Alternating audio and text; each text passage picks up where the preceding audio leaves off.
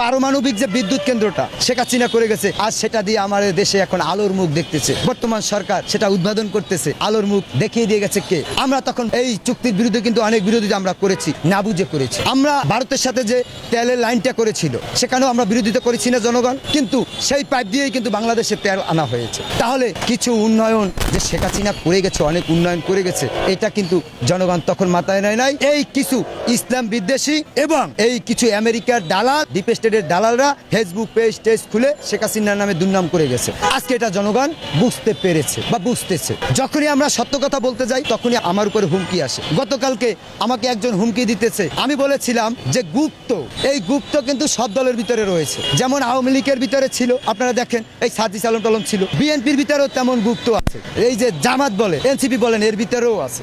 এখন আমি এই কথাটা বললাম কেন? এই জন্য সে আমাকে হুমকি দিচ্ছে। এখন আমি তার কমেন্টটা পড়ে দেখলাম সে জামাতের পক্ষে কমেন্ট করেছে, কিন্তু সে দানের শীষ নিয়ে ছবি তুইলা তার ফেসবুকে প্রোফাইল দিয়েছে। তাহলে এদেরকে আমরা গুপ্ত বলবো না? এরা গুপ্ত না? তাই এই গুপ্ত যারা, তারা কিন্তু বিদেশি এজেন্ডা, তারা দেশের ভালো চায় না, দেশের জনগণের ভালো চায় না। এই যে জামাত ইসলামের শফিক সাহেব শেখ হাসিনার আমলে থাকতে কি বলতো? 16ই ডিসেম্বর শহীদ মিনারে ফুল দেওয়া না জায়েজ, কিন্তু তারাই তো দেখলাম আমরা শহীদ মিনারে ফুল দিয়েছে। এখন কি সব জায়েজ? এই পহেলা বৈশাখ পালন করা এটা না জায়েজ, তারা দেখলাম পহেলা বৈশাখ পালন করলো, এই যে পান্তা ইলিশ খাইলো, এখন জায়েজ হয়ে গেলে তাহলে তাদের এই শুয়ারের মাংস জায়েজ হয়ে যাবে? জায়েজ। মামুনুল হক সেদিনকার বলেছে আওয়ামী লীগ যদি ফিরে না আসতে পারে সেজন্য আমেরিকার এই শুয়ারের মাংস হালাল। তাহলে সে যদি এই কথা বলতে পারে তাহলে সে কি মুসলমান? কোথায় দল, কোথায় ইসলাম? সে কি এই কথা বলতে পারে?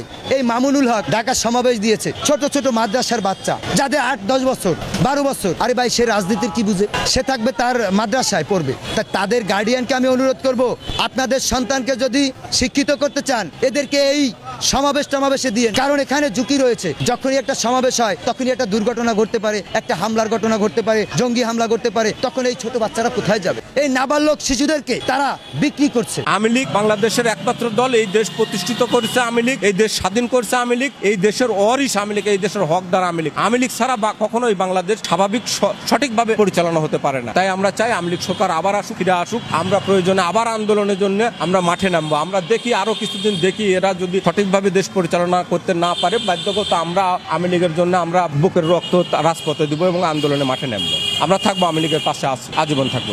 আমরা যদি জানতাম এই ছাত্র প্রতিনিধিরা আমাদের দেশ ও জাতির নিয়ে বাটপারি করবে, সবচেয়ে বড় মহা ষড়যন্ত্র করবে, তাহলে আমরা রাস্তায় নামতাম না ভাইয়া। তাহলে ওই শেখ হাসিনা ছিল তাও ভালো ছিল ভাইয়া। আমরা অনেক বড় ভুল করেছি ভাইয়া। আজকে আমাদের ভাইরা শুধু প্রতিবন্ধী হয়েছে। দ্বিতীয় আওয়ামী লীগ হচ্ছে এই এনসিপি, দ্বিতীয় আওয়ামী লীগ হচ্ছে এই জামাতে ইসলাম। আওয়ামী লীগ যা না করছে তার চেয়ে জঘন্য করছে এই এনসিপি আলারা ভাইয়া। এটা ভালো কাজ করে নাই। তবে দেশের মানুষ ভাইয়া আমরা বুঝতে পারি নাই ভাইয়া, রাস্তায় নেমেছিলাম। যদি বুঝতাম ভাইয়া সাধারণ মানুষের সাথে প্রতারণা করছে, আমাদের সাথে কোটা নিয়ে শুরু হয়েছে, আর এরা মহা কোটা এখন চলে গেছে ভাইয়া। মাঝখান দিয়ে আমাদের ছাত্র জনতা সবচেয়ে বেশি ক্ষতিগ্রস্ত হয়েছে। তাদেরকে কোটি টাকা দিল সেই চোখ চলে আসবে? এই যার ছেলে হারাইছে, যার মেয়ে হারাইছে, যার ঘরের মানুষ ছোট বাচ্চা হারাইছে, তারাও কখনোই পাবে না। তবে আমরা অনেক বোকামি করছি। যদি জানতাম আমি জুলাই যোদ্ধা, কিন্তু বাট আমার তালিকায় নাম না আসার কারণ হচ্ছে আমাকে 28শে সেপ্টেম্বর 2025 আমাকে ভেরিফাই করেন। ভেরিফাই বোর্ড থেকে আমাকে তামিম খান, পূর্বের জেলা প্রশাসক তানবীর আহমেদ আমাকে বাদ দেন। কারণ তাদের বিরুদ্ধে আমি সাংবাদিকদের কাছে, মিডিয়ার কাছে বলেছিলাম বিধায়, এবং তারা টাকা চেয়েছিল তামিম খান ভেরিফাই করার জন্য, আমি দেই নাই এক। আর দ্বিতীয়ত হচ্ছে মিডিয়ার কাছে, আমাদের সোশ্যাল মিডিয়ার কাছে বলেছিলাম বিধায় তানবীর আহমেদ জেলা প্রশাসক পূর্বের আর হচ্ছে তামিম খান আমাকে বাদ দিছে।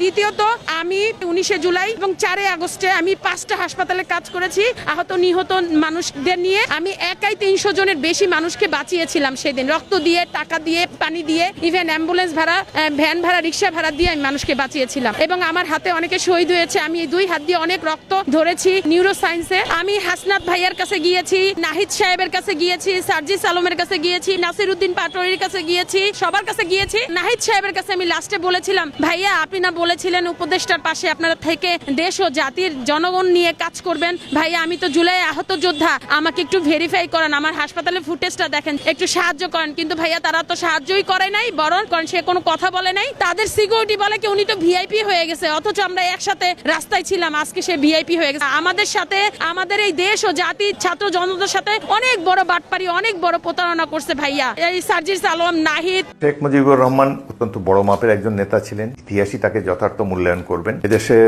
রাজনীতির ইতিহাস তো শেখ মুজিবকে ছাড়া লেখা যাবে না। স্বাধীনতা আন্দোলন তার নামেই শুরু হয়েছিল। স্বাধীনতা আন্দোলনের পটভূমি তিনি রচনা করেছিলেন। মেজর জিয়াউর রহমান তার পক্ষ থেকে স্বাধীনতার ঘোষণা দিয়ে জনপ্রিয়তার তুঙ্গে উঠেন। এটি হলো বাস্তবতা।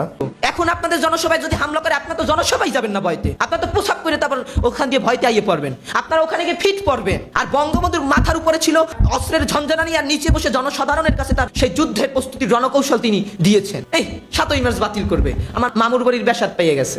কি রে কি! জেনারেল জিয়াউর রহমান তিনি নিজের কণ্ঠে, দ্ব্যর্থহীন কণ্ঠে তিনি সাংবাদিকদের একটি জিজ্ঞাসাবাদে তিনি বলেছেন যে বঙ্গবন্ধু তো মহান নেতা, 7ই মার্চের প্রেরণা ছিল আমার স্বাধীনতার যুদ্ধে ঝাঁপিয়ে পড়ার অন্যতম কারণ। তাহলে আপনি জিয়াউর রহমানকে বাদ করতেছেন, আপনি 9 জন সেক্টর কমান্ডারকে বাদ করতেছেন, আপনি আতাউল গনি ওসমানীকে বাদ করতেছেন, আপনি তাজউদ্দিনকে অসম্মান করতেছেন, আপনি নজরুল ইসলামকে অসম্মান করতেছেন। যে হুজুর বাসারি 9ই মার্চের ভাষণে বলছে যে বঙ্গবন্ধু 7ই মার্চের ভাষণের পক্ষে, আপনি সেই 9ই মার্চের সেই হুজুর বাসারিকে আপনি অপমান করতেছেন। তাহলে এটা তো অবশ্যই ইতিহাস বিকৃত, ইতিহাস বিকৃত। আজকে অনেকে বলে কি জানেন, জয় বাংলার পরিবর্তে নাকি জয় পাকিস্তান বলা হয়েছিল। হায়রে নরধম নরপশু এবং কি বলে ওটাকে বর্বরের দল। তৎকালীন সময় আসম আব্দুর রব তিনি পরবর্তীতে জাসদ গঠন করে, তার থেকে তো বিরোধিতা বঙ্গবন্ধুর বেশি কেউ করেনি। তিনিই বলেছেন বঙ্গবন্ধুর পায়ের কাছে তিনি বসা ছিলেন এবং যতক্ষণ না পর্যন্ত বঙ্গবন্ধু স্বাধীনতার ঘোষণা এবং জয় বাংলা স্লোগান না দিয়েছে ততক্ষণ পর্যন্ত তিনি সেখান থেকে ওঠেন।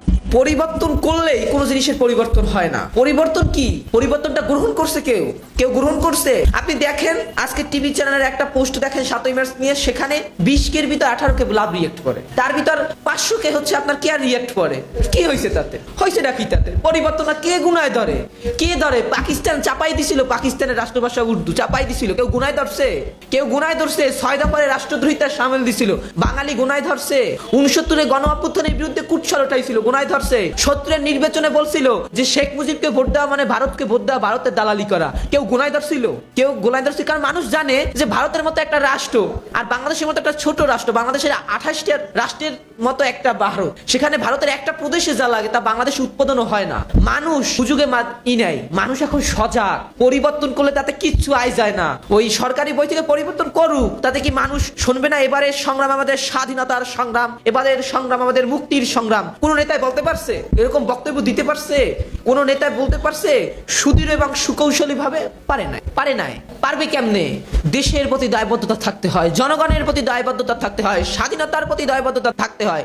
বঙ্গবন্ধু শেখ মুজিবুর রহমানের 7ই মার্চের ভাষণে তিনি গণতন্ত্র, সমাজতন্ত্র, ধর্মনিরপেক্ষতা, জাতীয়তাবাদ এবং এই দেশের মানুষের মুক্তির বীজ বপন করে। সেই ভাষণের ভিতর নিহিত ছিল স্বাধীনতার সেই যুদ্ধের প্রস্তুতি। 26শে মার্চ ঘোষণা হয়ে গেল আর যুদ্ধ হয়ে গেল কেন? একদিনে কি যুদ্ধের প্রস্তুতি হয়েছিল? 7ই মার্চের ভাষণের পর সমগ্র জাতি বুঝে গিয়েছিল যে আমাদেরকে যুদ্ধের ময়দানে নামতে হবে। যুদ্ধের দামামা বাজছে, পাকিস্তানি হানাদার বাহিনীর শেষ সৈন্যটিকে বাংলার মাটি হতে উৎখাত করতে হবে। সেই ম্যান্ডেট নিয়ে সমগ্র বাঙালি জাতি 7ই মার্চে তৎকালীন রেসকোর্স ময়দান, বর্তমান সরদি উদ্যানে নারী, পুরুষ, যুবক, যুবতী, কৃষক যার যার স্থান থেকে ছুটে এসেছিল। কেন ছুটে এসেছিল?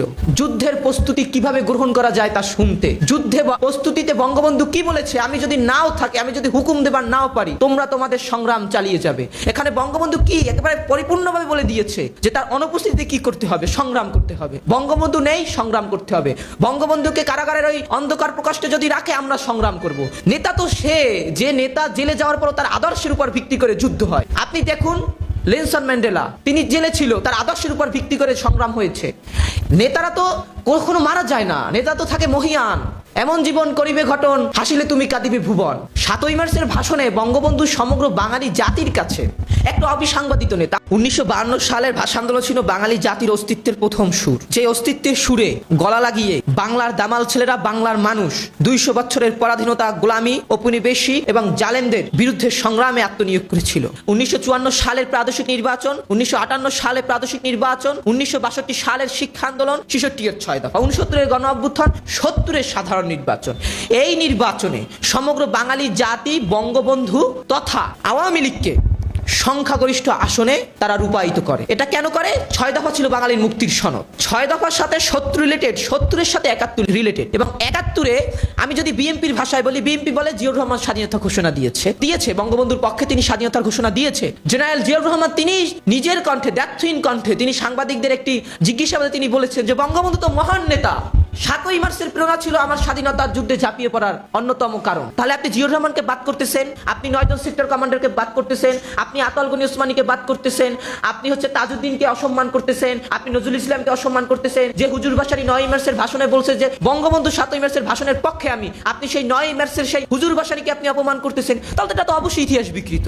ইতিহাস বিকৃত। আজকে অনেকে বলে কি জানেন, জয় বাংলার পরিবর্তে নাকি জয় পাকিস্তান বলা হয়েছিল। হায় রে নরধম নরপশু এবং কি বলে ওটাকে বর্বরের দল। তৎকালীন সময়ে আসম আব্দুর রব তিনি পরবর্তীতে জাসদ গঠন করে, তার থেকে তো বিরোধিতা বঙ্গবন্ধুর বেশি কেউ করেনি। তিনিই বলেছেন বঙ্গবন্ধুর পায়ের কাছে তিনি বসা ছিলেন এবং যতক্ষণ না পর্যন্ত বঙ্গবন্ধু স্বাধীনতার ঘোষণা এবং জয় বাংলা স্লোগান না দিয়েছে ততক্ষণ পর্যন্ত তিনি সেখান থেকে উঠেন। তাইলে যে বিরোধিতা করলো বঙ্গবন্ধুর সে সত্য কথা বললো, আর আপনার তখন জন্ম হয় না আপনি বলেন জয় পাকিস্তান। কি একটা অবস্থা, মানে চাপাইয়ে দেওয়ার একটা প্রতিযোগিতা। আর কদিন তো পারবো যে গোলাম আজম জাতির পিতা, গোলাম আজম জাতির পিতা যিনি বাংলাদেশের রাজাকার কমান্ডারের প্রধান কমান্ডার ছিল, তারে বানাইবে জাতির পিতা।